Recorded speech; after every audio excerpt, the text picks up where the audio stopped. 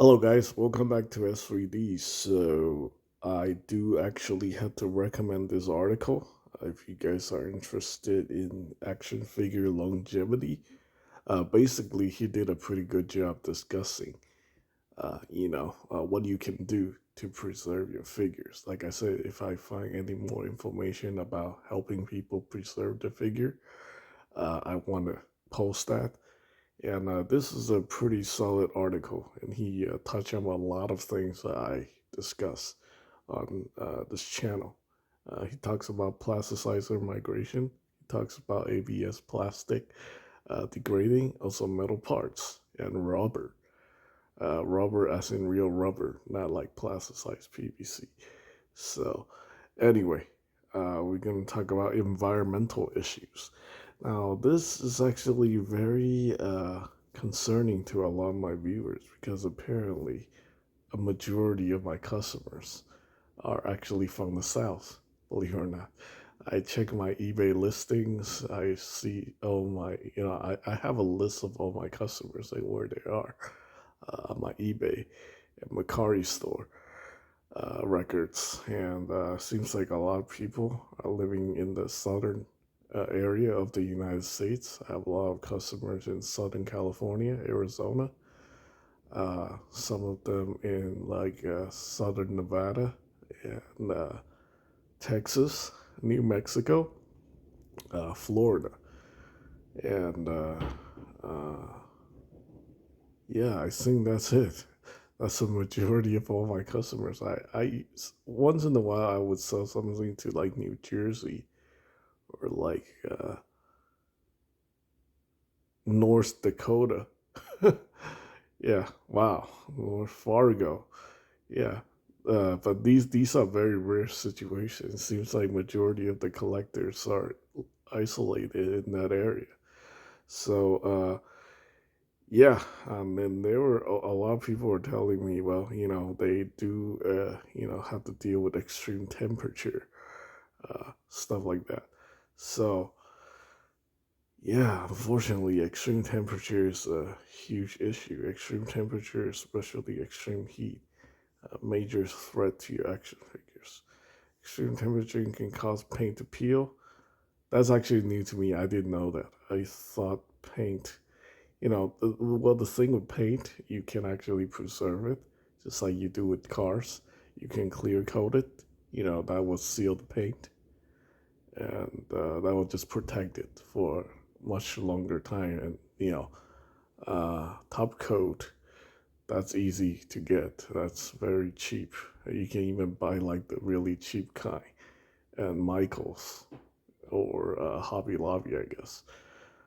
Yeah, joints to loose. That's also new. I didn't know temperature. Well, actually, yeah, it makes sense. If the joints are made of ABS, they can degrade over time, right? Via the yellowing process of the plasticized PVC. They go through plasticizer migration. Plastic to become brittle, yeah, that's the yellowing process. Sunlight may also have some of these effect over a long time. Yeah, this is actually something that's really new to me. I just cannot believe how quickly stuff yellows in hot environment. Just looking at my Tamashi stand, like one of them has just completely changed color. I actually brought this up to my friend who sold me the figure in Victorville, California, and he said a lot of people are giving him negative feedbacks online when they buy like his stuff. Basically, this guy used to own a comic shop, and he was getting stuff on Bluefin, but he closed down the shop and was getting rid of all his inventory and was selling them on Macari. And yeah, unfortunately, a lot of the stuff that he's selling had issues due to, I guess, just that kind of situation. Humidity. I also touch about this issue as well. The metal rusting is very frustrating, but this is usually isolated issue for like people living in island nations. I have a lot of friends in the island nations like Japan, Taiwan, Philippines, Malaysia, and all that. Basically, all the Gundam people that watches my channel. So this will actually concern my main viewers on my channel. We're going to talk about the metal build, the to-go kit, the GFFMC stuff. So yeah, I mean, they all been telling me about, like the robot Damashi figure rusting, and that confuses me very much. Because I'm like, dude, are we talking about robot Damashi or are we talking about metal build? Because most robot Damashi are just ABS plastic. They have like maybe the little tiny metal pins.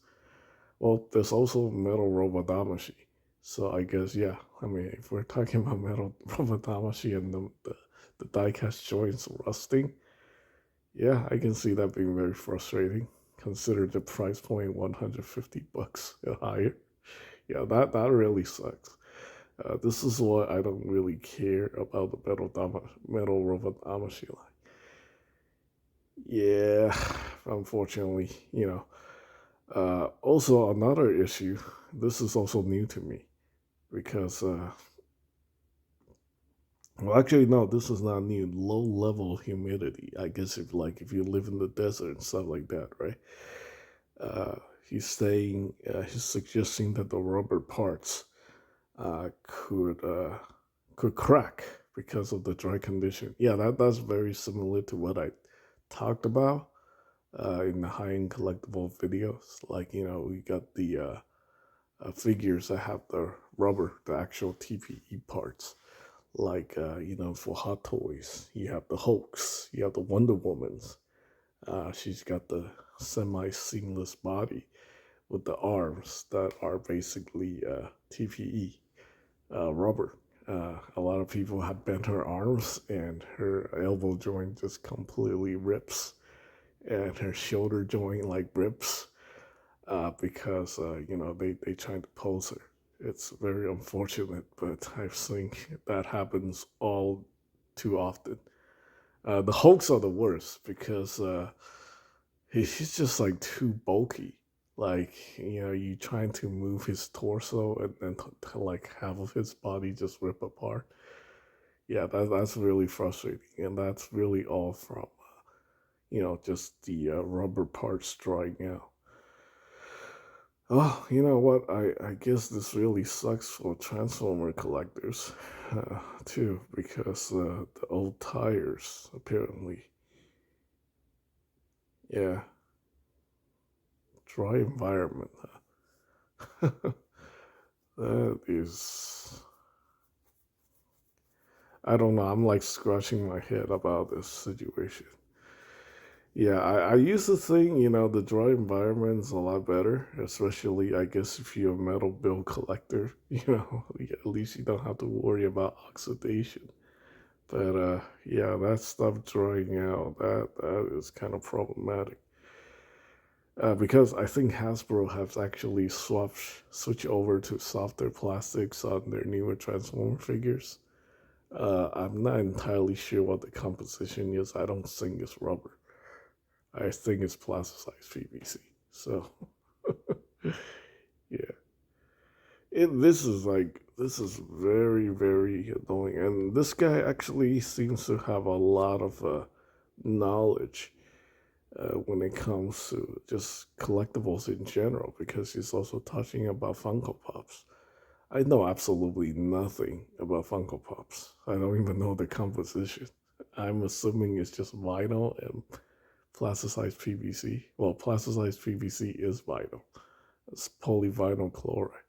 So, yeah. Well, I mean, this is pretty obvious. You don't want to display your stuff in direct sunlight. That's not an issue for me because I'm a vampire. So, I don't like the sun, generally speaking. Uh, so, you should consider as packing material. Okay. Uh, so, apparently, a way you can preserve your stuff is by, storing them in good packing material like bubble wrap. That actually I know. My friend in Japan told me, if you like seal stuff in bubble wrap, there's a potential that they can last longer and stuff like that. Who pulls storing your figures? Oh, okay. Well, I'm gonna link this. This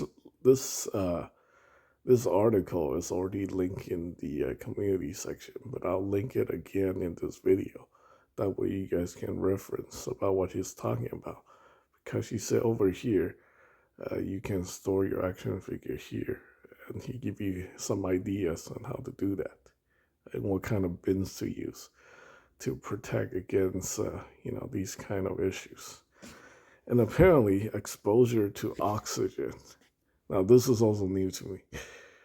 Chemical reaction with the plastic that could cause discoloration. No, I didn't know about the exposure to oxygen. No, exposure to air is not good for your figure either.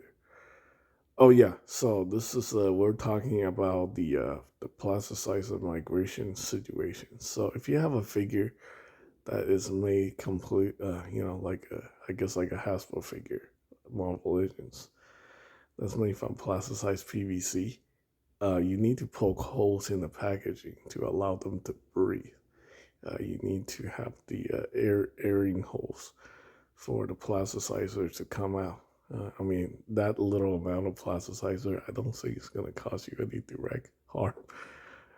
They are pretty much all of them contains the chemical phthalates, which is it can what's that? Disrupt human hormones, and in a way, it's kind of bad because it leads to all kind of issues like mental health issues like depression, weight gain, and some other stuff. That is actually fact, according to a California Prop 65. I have did a long, uh, a lot of research on it over many years, and I come to that conclusion. So that's why I'm just not really a big fan of plasticized PVC figures in general. But I think if you're an adult collector and then you're just like messing with this stuff every once in a while, I think you should be fine. Unless you're like literally playing with them for like 10 hours a day or you're giving them to kids. That could be a problem. So yeah, like basically, if the plasticizer have nowhere to go to evaporate, they will just cling to the surface of the figure and you get this sticky film when you touch them. And also you get that very toxic smell uh, coming out of the plasticizer migration situation. Yeah, this is a very good article. I definitely recommend you guys check it out because I think he does a better job than me. Like because this guy just probably been collecting a lot longer, which is some better knowledge. Uh, should you open your action figures if you want them to last? Yeah, I mean, yes, I completely agree with what he says. Certain collectors pride themselves not having opening any of the figure. The thing is, this isn't always the best way for longevity. Yeah, he also talked about high-end collectibles. Having leather and rubbery parts will become dry and brittle if not aired out every so often. Yes, that's the thing. Like, see, I talk about these $200 figures deteriorating just sitting inside a box for like 5 to 10 years. That is the thing that frustrates me to no end. This is why I give up high-end collectibles because I don't have a lot of room to display these things. Even when I collect them, I have like one DTOF, and there's a limit on how many figures I can display in the DTOF at a time, right? I got about like 20 figures. Uh, that's my maximum uh, amount that I have, and then I rotate them out. Five figures maximum a figure I put in the DTOF at once is usually like seven, something like that. So I have like 13 sitting in storage in the boxes, and I rotate them out. Sometimes I get too lazy, and then I just leave the stuff uh, sitting for like a long time. And the idea of them like deteriorating inside the box without not even being displayed, and the high cost just frustrate me to no end. So at that point, I just decided, you know what, it's just not worth it. I'm holding on these things and then they're gonna lose their value. And I'm gonna have to worry about it. It's ridiculous. It completely sucks the fun out of the whole process, right? And figure use PVC, softer plastics material called plasticizer in them, which prevent them from becoming brittle over time. The plasticizer material evaporates over time. When the figure is left sealed, the plastic, yeah, again, all this information is out there on the internet. And I find it funny, like people would single me out and try to discredit me to the point that my videos are being posted on Google via simple search to the point that I just find that really, really petty. I don't know, some people call it like character assassination or something like that, but it just seemed very unfair. I don't know who's doing this. Is it just an algorithm like singling me out? Because this is showing up on Google search.